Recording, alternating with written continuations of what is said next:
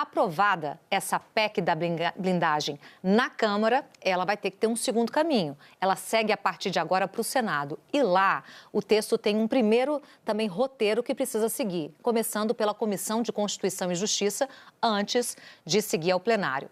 E é com o presidente da CCJ do Senado, senador Otto Alencar, que a gente conversa a partir de agora. O senador Otto Alencar está aqui conectado com a gente, junto com a Marina Franceschini, que já começa perguntando, né, Marina, sobre esse assunto, essa pergunta tão esperada do daqui para frente. Marina, querida, com você.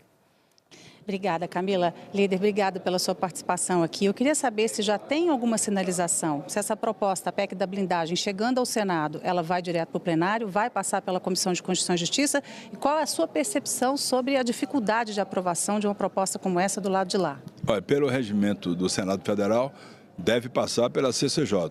No entanto, o presidente do Senado, o presidente Davi Alcolumbre, tem a prerrogativa de, se ele desejar, encaminhar direto para o plenário do Senado Federal, como já algumas vezes foi feito isso. Eu liguei para ele hoje, tentei falar com ele hoje e não consegui falar com o presidente Davi.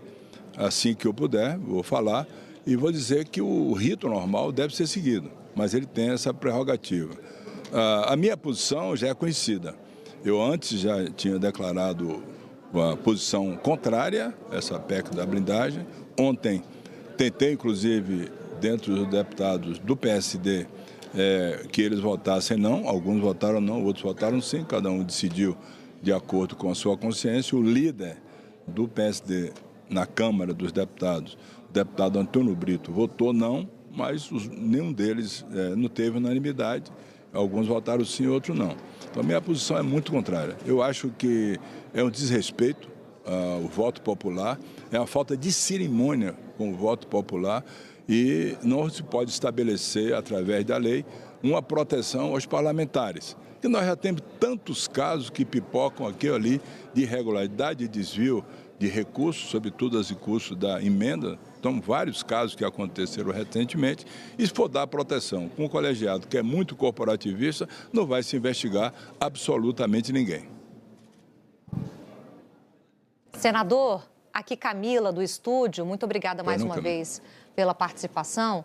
O senhor acha que essa proposta, o senhor disse que tem dificuldade para passar, mas ela pode ser reformulada ainda no Senado, mantendo essa aparência e essa impressão de blindagem? E o senhor acha que isso interessa ao país?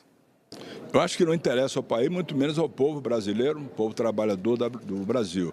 No Senado Federal, são necessários 49 votos para ser aprovada, dos 81, 49, 3/5 do Senado Federal. Pelo que eu conheço do Senado, vai ter muita dificuldade de passar no Senado Federal. Sobretudo, até porque se incluiu de forma absurda os presidentes de partido para serem julgados só no Supremo Tribunal Federal. É uma coisa assim inédita. Não tem na história da República Nova nem da Velha uma situação dessa ordem. Portanto, lá no Senado, não só como presidente da CCJ, mas como senador, se for para o plenário, eu vou encaminhar contra. Eu conversei agora há pouco com o líder do meu partido, o senador Omar Aziz. Ele tem a mesma impressão que eu tenho, ele vai encaminhar contra essa matéria.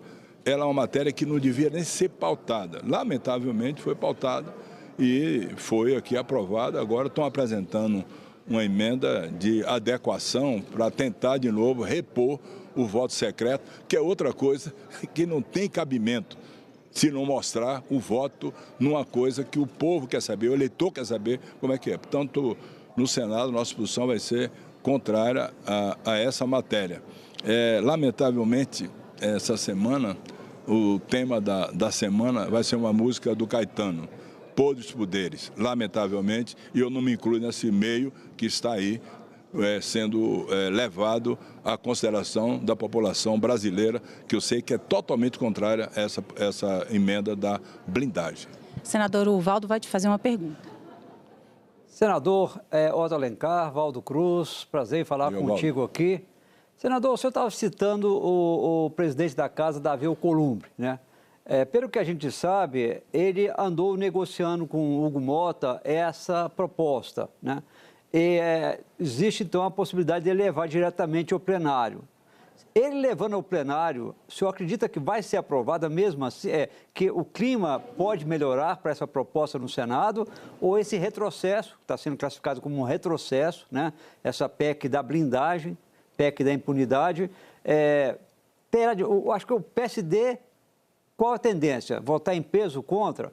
MDB, o senador Renan Calheiros também é contra, não é isso? Exatamente, o senador Renan Calheiros já tomou posição contrária, o líder, Omar Aziz, vai encaminhar contra, e vamos trabalhar dentro do PSD para rejeitar essa proposta. Ela não pode ser nem analisada e retornar para a Câmara, tem que ser enterrada no Senado Federal. Acabar lá, destruí-la lá, certo? Não aprovar no Senado Federal. Na minha opinião, pelo que eu conheço do colegiado do Senado Federal, acho difícil ter 49 votos para aprovar essa matéria. A matéria que não tem cabimento absolutamente. Olha, eu falei há pouco com a Marina, eu recebi de prefeitos da Bahia, um deles, o Jair, do município de Sítio do Quinto, nordeste da Bahia, ele mandou dizer assim, eu pensei que já tinha visto o absurdo, esse é o maior de todos na Câmara dos Deputados. Então a Câmara dos Deputados agora, se pense no absurdo, a Câmara já tem precedente, que é esse absurdo de se aprovar essa PEC da blindagem. Senador Joel Pinheiro agora te pergunta.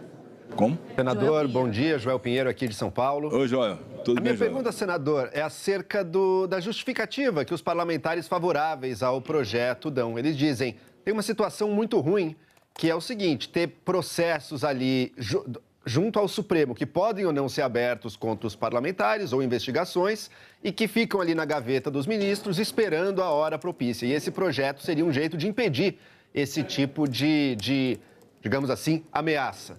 Se não for esse projeto, existem outros caminhos para impedir isso? E se o senhor acha que isso é um problema de fato? Olha, eu acho que os ministros do Supremo Tribunal Federal eles têm o tempo deles de analisar essas matérias todas, sobretudo denúncias. Já tem 3 deputados federais que são réus lá no Supremo. Se não me engano, o Maranhãozinho, o Bosco e o pastor Gil. E outros todos estão também sob essa análise. Então, essa PEC, ela não inviabiliza o que está no Supremo de ser analisado, não. Já vai ser analisado. Ela não vai retroagir para ajudar. Essa é a análise que eu tenho feito. Não conheço nenhuma outra matéria, nenhum projeto que possa fazer com que isso venha a acontecer. Na verdade, é uma iniciativa para impedir que a justiça seja feita. E a lei, para que existe a lei? Para limitar o poder, o meu poder de senador, do presidente da República, dos deputados federais, para circunscrever a lei, para isso, para circunscrever o poder de cada um de nós. Portanto, a Câmara andou muito mal e, lamentavelmente, o presidente Hugo Mota, certamente por pressão da grande maioria, até porque esse projeto foi aprovado com mais de 330 votos, me parece, a pressão muito grande, ele não resistiu e colocou em votação, quando lá atrás, há um tempo atrás, ele tinha recuado de colocar esse projeto em votação. Eu não conversei ainda com o presidente Davi Alcolumbre. Agora, a nossa posição dentro da Comissão de Constituição e Justiça, até porque, como presidente, em algum momento eu terei que pautar, mas não é a prioridade. Hoje nós vamos votar a conclusão da reforma tributária. Estou indo agora para a CCJ para isso. Além de outras matérias importantes, não será a prioridade.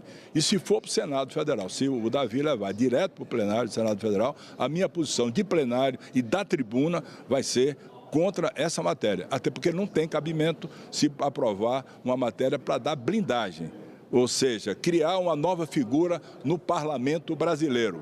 O deputado blindado. Não existe isso. A gente sabe que o senhor tem horário, vai presidir uma sessão importantíssima na CCJ. O Rafael Colombo te faz uma pergunta agora. Senador, rapidamente, muito obrigado mais uma vez pela presença. A impressão que uma parte da população tem, me parece, é que nós estamos vivendo um processo de marcha ré institucional. A discussão sobre anistia para quem foi condenado com direito à ampla defesa e presunção de inocência no Supremo Tribunal Federal, como manter mandato de um deputado que tem faltado constantemente ao trabalho porque foi aos Estados Unidos para trabalhar contra a economia do país, PEC da blindagem, como utilizar, temos de voltar no tempo para orientar parlamentares a usar o dinheiro público com transparência nessa discussão sobre emendas todas. Por que nós estamos vivendo esse momento? Qual a avaliação que o senhor faz, senador?